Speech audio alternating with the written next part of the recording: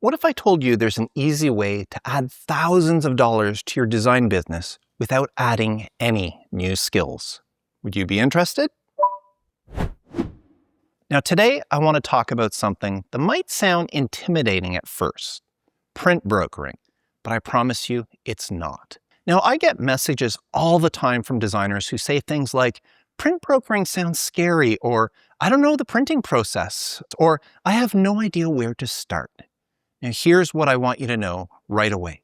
You don't need to know the printing business to be a print broker. The only thing you actually need to know is how to prepare a proper print file. And here's the best part. Every print shop will help you with this.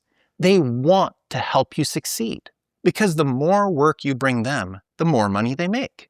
So they're invested in your success. And the better you are at preparing proper print files, wow, say that 3 times, preparing proper print file. Anyways, the better you are at it, the easier their job is. Now, different printers have different preferences. I work with 3 commercial printers in my area, and all 3 want things slightly differently. One of them demands on crop marks on every file. Another one tells me not to include crop marks because their system will automatically add them on.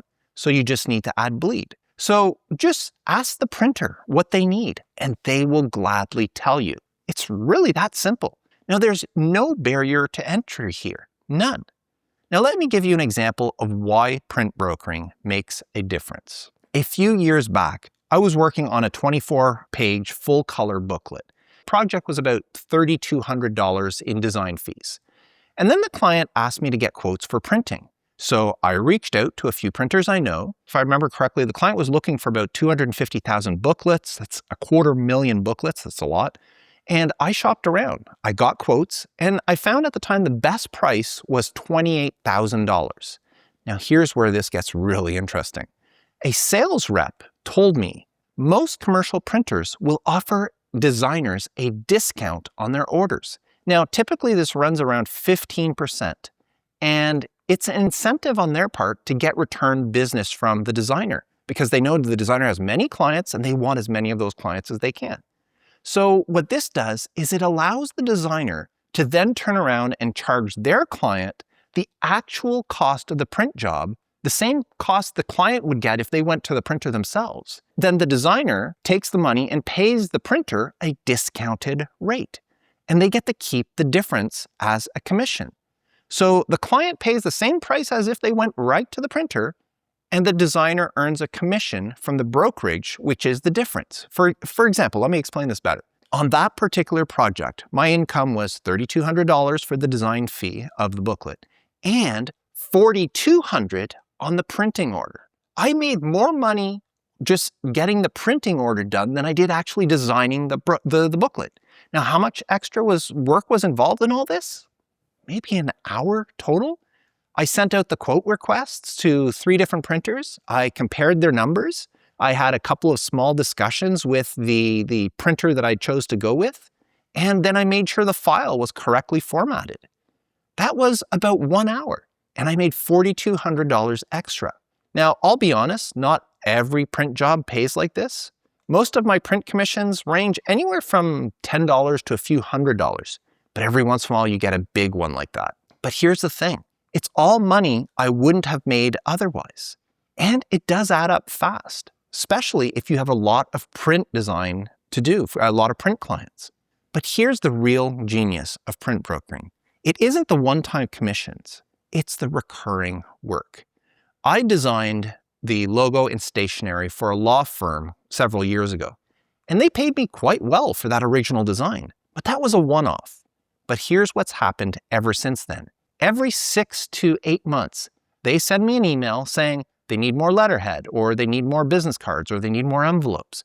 Whatever stationery item it is that they're running low on, they send me an email asking me to order them. And all I do is I look at the quantity, I send an email to my printer saying, please reprint this many of this product. And the printer already has the files, the stuff on file because they printed it previously. And as long as there's no change to the job, I don't even have to send the printer the new files. They just look them up and they print the order and they deliver it directly to my client. And then my printer sends me an invoice with a 15% discount, and then I invoice my client for the full amount. They pay me, I pay the printer, I keep the difference. And for what? For forwarding an email. That's it. And for the past 7 or 8 years, I've done this probably every 6 to 8 months, as I said. And each time I make a couple of $100 for basically doing nothing. Now that's a recurring income built into your business. Now, by the way, before I continue, can you do me a favor and hit that subscribe button? That way you won't miss any of my future videos. And don't forget to let me know in the comments if you offer print brokering as a service. Okay, so how do you actually get started as a print broker? Well, first thing to do is to contact your local printers. And when I say printers, I mean actual commercial printers. Those with printing presses, not the copy shops on the corner. I'll get to them in a minute. Go in and talk to them. First of all, ask them if they have wholesale pricing or discounts for designers. And you might be surprised. A lot of them already have this all set up. And if a printer says no, explain again what you do. Tell them you're a graphic designer looking for a partner, and you'd be sending them regular work. Make it a win-win for both of you. Now, some printers will say no anyways. And you know what? You don't have to use them. I have one printer in my area that refused to offer any discount whatsoever, and I rarely work with them. Now, most of the time, you'll find at least 1 or 2 printers willing to work with you in this manner. And that's good because different printers are good at different things. Some may be cheaper in one aspect, some specialize in certain print types, and you'll learn this over time. Now, here's what's important. When placing an order, make sure that the printer puts the job under your name or your company's name and not the client's name. Now, this protects your relationship. If your client calls the printer in the future asking for a reprint, the printer will then have to tell them that they need to go through you to place the order. And that keeps the work and the commission flowing your way. Now, I mentioned copy shops earlier, and they work a bit differently. Places like the UPS store or any local copy center, for that matter, they usually have a lower price margin than commercial printers. They may not be able to offer you a 15% discount, but there's no harm in asking. But here's another creative solution that I've used with my local UPS store, and there's another copy shop in my area that they've closed down, but I used to do the same with them. These places typically offer what you call tiered pricing. You buy 1 copy, it costs you 50 cents. You buy 10 copy, it costs you 40 cents each. You buy 100, it's 30 cents each. You buy 1,000, it's 20 cents each, and so on. Well, I went into one of these places and I made a deal.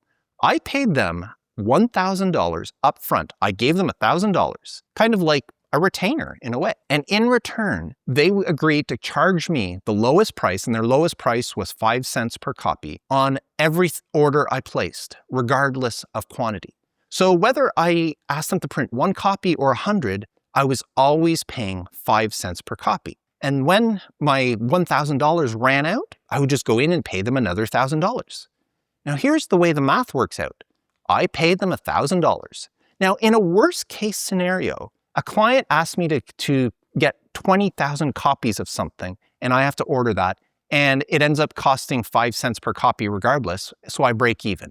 But in most cases, I'm making money because I'm charging my clients the copy shop's regular tiered prices while paying the bulk rate myself.